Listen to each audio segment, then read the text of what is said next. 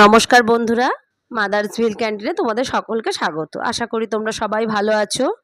ছুটির দিনে এরকম লুচি আর ঘুগনি টিফিনে হলে খুবই ভালো হয়। তা আমি আজকে এই ঘুগনিটাই বানাবো তোমাদের সামনে। তোমরা দেখো, ভিডিওটা স্কিপ না করে দেখো, ভালো লাগবে আশা করি।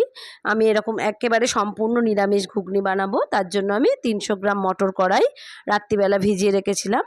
আর এই 300 গ্রাম কড়াইয়ের মধ্যে আমি বড় কাপের কফি মগ, যেটা 1 কাপ জল দিলাম। এবার জলের মধ্যে দেব লবণ, দেব আর একটু গরম মশলা দেব, যাতে ঘুগনির কড়াইয়ের যে একটা কাঁচা গন্ধ থাকে সেই গন্ধটা কেটে যাবে। তার জন্য 2টো এলাচ আর 2টো লবঙ্গ, একটা তেজপাতা দিয়ে দিলাম। আর হাফ চামচ মতো খাবার সোডা দিলাম, যেটা বেকিং সোডা, সেটা দিয়ে দিলাম। তাতে কি হবে, কড়াইটা খুব সুন্দর সিদ্ধ হবে। আর এটা দিয়ে আমি এবার ভালো করে মিশিয়ে নিলাম। নিয়ে প্রেশারটা আটকে মোটামুটি 4 থেকে 5টা সিটি দেব মিডিয়াম ফ্লেমে। দেখবে তাহলে কড়াইটা খুব সুন্দর সিদ্ধ হয়ে যাবে। আর সিটি দেওয়ার পরই খুলবো না, রেখে দিলে সুন্দর সিদ্ধ হবে। আমি নিয়েছি মৌরি, জিরে, কাঁচা লঙ্কা, গোলমরিচ, আদা আর টমেটো। এটা আমি পেস্ট করে নেব। একটু মৌরি দিলে সুন্দর গন্ধ হয়, নিরামিষের দিন খুব ভালো খেতে লাগবে ঘুগনিটা। তোমরা এইভাবে করে দেখো, আশা করি তোমাদের ভালো লাগবে। পেঁয়াজ দিলে একটা উগ্র গন্ধ হয়, ফ্রিজে রাখা যায় না, তাই নিরামিষে করে পরে পেঁয়াজ দিয়ে খাওয়া যায়। আমি 1 মালা নারকেল কুচিয়ে নিয়েছি আর সিদ্ধ আলু নিয়েছি 2টো। তোমরা সিদ্ধ আলুর বদলে কাঁচা আলু একদম কুচি কুচি করে কেটেও নিতে পারো। এবার কড়াইতে পরিমাণ মতো তেল দেব। তেলে একটু ফোড়ন দিয়ে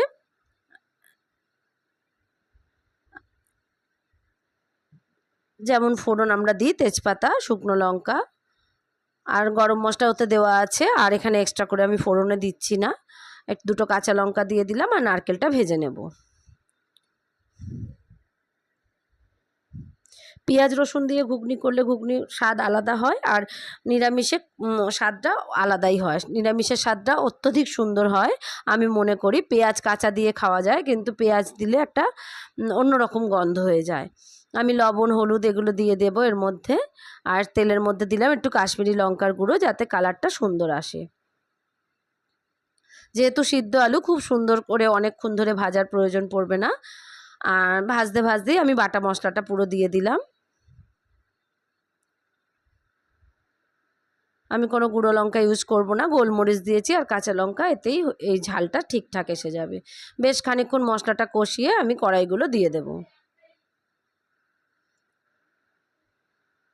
দেখো বন্ধুরা, এইভাবে তোমরা বানিয়ে দেখো, নিরামিষের দিন খুবই ভালো লাগে এইরকম ঘুগনি। আর যদি পেঁয়াজ খাবার বার থাকে রান্না দিলে তো ঠিক আছে, আর যদি না দিয়ে থাকো তাহলে প্লেটের মধ্যে কাঁচা পেঁয়াজ কুচিয়ে দিয়ে, ধনেপাতা কুচিয়ে, ভাজা মশলা দিয়ে খেতে খুবই ভালো লাগে। একটু তেঁতুলের কাত হলে তো কথাই নেই, খুবই সুন্দর হয়। আমরা এইভাবেই খাই। আর যখন ঘুগনি বানাই আমি বেশিরভাগ নিরামিষেই বানাই। দেখো, আমি এখানে ঠান্ডা জল ইউজ করেছি, একটু বেশিক্ষণ ফুটতে লাগবে তাহলে সময়। আমি গরম জল দিইনি। মিনিট 5-7 পরে আমি চাপা খুললাম, ভালো মতো ফুটে গেছে। আর যেহেতু সিদ্ধ আলু, থিকনেসটা খুব সুন্দর হয়েছে ঘুগনির। আর তোমরা জলের পরিমাপটা বুঝে দেবে, যেহেতু পরে ঠান্ডা হলে অনেকটাই জল টেনে যায়, তাই খুব একটু ঝোল ঝোল রাখলে ঘুগনিটা ভালো হবে, আর নাহলে শুকনো হয়ে যাবে। আমি দিয়ে দিলাম হাফ চামচ মতো চিনি। মিষ্টি দেওয়ার পরে নেড়ে চেড়ে একটু ফুটলে গরম মশলা দিয়ে দেব। আর ভাজা মশলাটা আমি এখানে দেখানোর জন্য দিচ্ছি, কিন্তু যা ভাজা মশলাটা পাতে দিয়ে খেলে বেশি ভালো লাগে। ভাজা মশলার মধ্যে আমি দিয়ে রেখেছি জিরে আর শুকনো লঙ্কা গুঁড়ো করে রেখে দিয়েছি। শুকনো কড়াইতে নেড়ে গুঁড়ো করে, সেটাই ভাজা মশলা। ভাজা মশলার গুঁড়োটা দিলে সুন্দর একটা গন্ধ হয়, খেতেও খুব ভালো হয়। একটু স্ট্যান্ডিং টাইম দিলে মশলাগুলো একটু মজে যাবে, রান্নাটা তাতে ভালো হবে। আর গ্যাস অফ করে আমি দেবো একটু ধনেপাতা কুচি। তোমরা দেখলে বন্ধুরা, রান্নাটা যদি ভালো লেগে থাকে অবশ্যই লাইক করো, কমেন্ট করে জানিও তোমরা কে কীভাবে ঘুগনি বানাও। আর ভালো লাগলে তোমরা চ্যানেলটিকে অবশ্যই সাবস্ক্রাইব করে রেখো। দেখা হবে আবার পরবর্তী কোনো ভিডিওয়ে। ভালো থেকো বন্ধুরা, নমস্কার।